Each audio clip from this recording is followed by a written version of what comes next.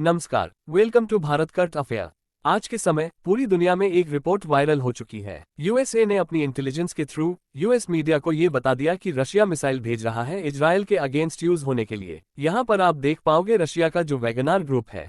WagonR group के बारे में आपको याद होगा, ये रशिया की प्राइवेट आर्मी है। यह वही प्राइवेट आर्मी है जो आज से कुछ महीने पहले बागी हो गई थी और व्लादिमीर पुतिन पर अटैक करने के लिए निकल गई थी। बाद में जो इनके लीडर थे प्रयोजन यह मारे गए। तो अब जो बागी वाला फेस था वैगनार ग्रुप का, ये खत्म हो चुका है। वापस वैगनार ग्रुप पुतिन के अंडर आ चुका है और अब यूएस ये कह रहा है कि रशिया के वैगनार ग्रुप ने ये डिसाइड कर लिया है कि ये लोग एडवांस्ड मिसाइल्स ये भेजेंगे। हिजबुल्लाह को कौन से मिसाइल्स, ये भी बताया जा रहा है कि ऐसे 22 सिस्टम्स जिसको काफी बार पैंथर S1 मिसाइल भी कहते हैं, जो काफी बार रशिया ने यूक्रेन के अगेंस्ट भी यूज किए हैं। यही मिसाइल्स रशिया भेज रहा है इजरायल के अगेंस्ट यूज करने के लिए। यहाँ पर आप देख पाओगे वॉल स्ट्रीट जर्नल का आर्टिकल है, Russia Wagner group plans to send air defence systems to Hezbollah. ये बात यूएसए ने कही और दुनिया भर में इससे हलचल मच गई, क्योंकि इससे देखिए डायरेक्टली ना यूक्रेन के साथ ऑलरेडी जो यूएसए की टेंशन चल रही है ये और ज्यादा फैल जाती है। इजरायल हिजबुल्लाह का जो इशू है उसमें भी मिक्स हो जाती है।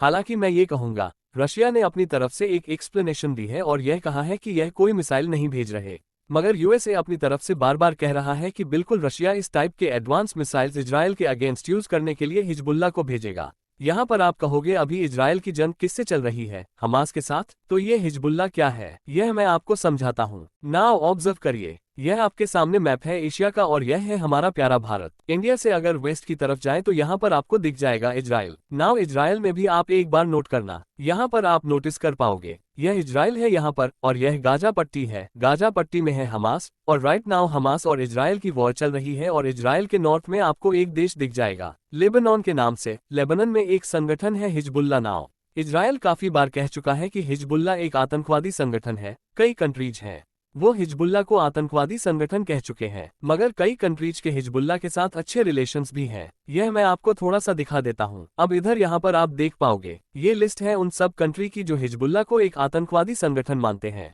आप नोटिस करिएगा यहाँ पर अरब लीग और गल्फ कोऑपरेशन काउंसिल दोनों आपको दिखेंगे।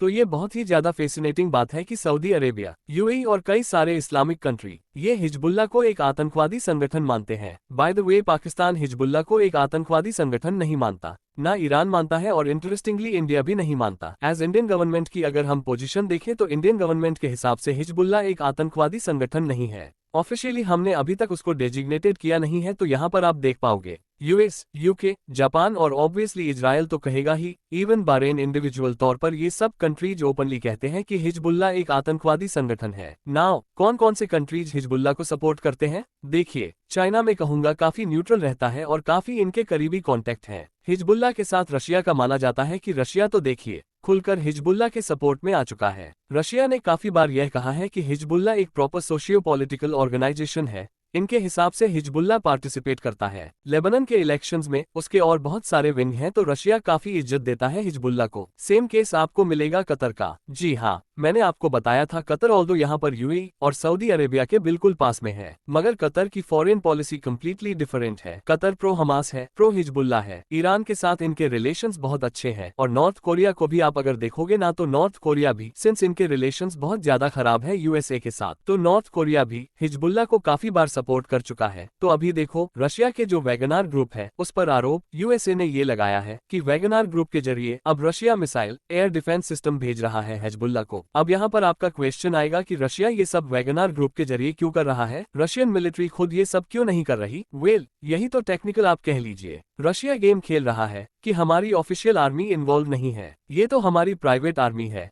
और देखो प्राइवेट आर्मी के बारे में आप कह सकते हो कल को ये तो कुछ इंडिविजुअल थे, उन्होंने कुछ कर दिया। जैसे काफी बार आप कह सकते हैं पाकिस्तान कहता है कि इनकी आर्मी इंडिया पर अटैक नहीं किया, बस कुछ ग्रुप होंगे उन्होंने अटैक कर दिया होगा। और बाय द वे मैं आपको बता दूं, वैगनार ग्रुप जो है रशिया का, उसे भी कई देश एक आतंकवादी संगठन मानते हैं। फॉर एग्जाम्पल यहाँ पर आप देख पाओगे आर्टिकल, जो वैगनार ग्रुप है ना रशिया का, इसे यूके ने ऑफिशियली एक दर्जा दिया था एक आतंकवादी संगठन का। तो पश्चिमी कंट्रीज की अगर हम बात करें ना यहाँ पर, तो एक आतंकवादी संगठन वैगनार ग्रुप उनके हिसाब से रशिया का। यह एक और आतंकवादी संगठन लेबनान का जो हिजबुल्लाह है उसे वेपन्स प्रोवाइड कर रहा है। अब यहाँ पर आप पूछेंगे मगर रशिया का वैगनार ग्रुप ये सब क्यों करेगा? देखो ये बात हम सब जानते हैं, वैगनार ग्रुप पुतिन के ऑर्डर के बिना कुछ नहीं करेगा। ये जो भी ऑर्डर्स दिए गए हैं वैगनार ग्रुप को, रशियन गवर्नमेंट से ही आए हैं। मगर रशिया ये सब क्यों चाहेगा? वेल देखो, व्लादिमीर पुतिन के दो एडवांटेजेस हो जाते हैं अगर वेस्टर्न कंट्री इजराइल में बहुत ज्यादा उलझ जाते हैं कंपेयर टू यूक्रेन। ऑलरेडी मैं आपको बता दूं, यूक्रेन वॉर में वेस्टर्न कंट्रीज की तरफ से एक फटीग दिख रही है, थक रहे हैं ये। कई सालों से ये वॉर चल रही है, लिटरली 1 साल से ऊपर हो चुका है। रशिया तो कहता है कि हमारे हिसाब से ये वॉर 5-6 साल 10 साल तक आप चला लो, वी आर रेडी, हमारा कंट्री झेलेगा ये वॉर। तो ये सब डायलॉग सुनकर ना वेस्टर्न कंट्रीज बहुत ज्यादा फटीग फील करते हैं कि क्या इस वॉर में हमें इतने लंबे समय तक पैसा देना पड़ेगा, कंट्रीब्यूट करना पड़ेगा। और अब देखो एक और फ्रंट खुल गया इजराइल का। रिसेंटली आपने देखा होगा, इजराइल की सपोर्ट करने के लिए पश्चिमी देशों के कई कंट्रीज ने ये भी कहा है कि क्यों ना हम एक यूनाइटेड फ्रंट बनाएं, कई कंट्रीज की मिलिट्री को इकट्ठा करें और इजराइल की मदद करने के लिए उनको भेजें। फॉर एग्जाम्पल यहाँ पर आप देख पाओगे फ्रांस के जो प्रेसिडेंट है इमैनुअल मैक्रों, उन्होंने रिसेंटली ये कहा कि हमें एक इंटरनेशनल कोलिशन, एक इंटरनेशनल ग्रुप चाहिए कंट्रीज का जो मिलकर लड़े हमास से। ये बात ओपनली कह चुके हैं और मैं आपको बता दूं, बात सिर्फ हमास तक नहीं रुकेगी। ऑलरेडी न्यूज आ रही है कि इजराइल और हिजबुल्लाह के बीच में भी फायरिंग हुई है। ये वॉर फैल सकती है, तो रशिया आप कह लीजिए हिजबुल्लाह को तैयार कर रहा है।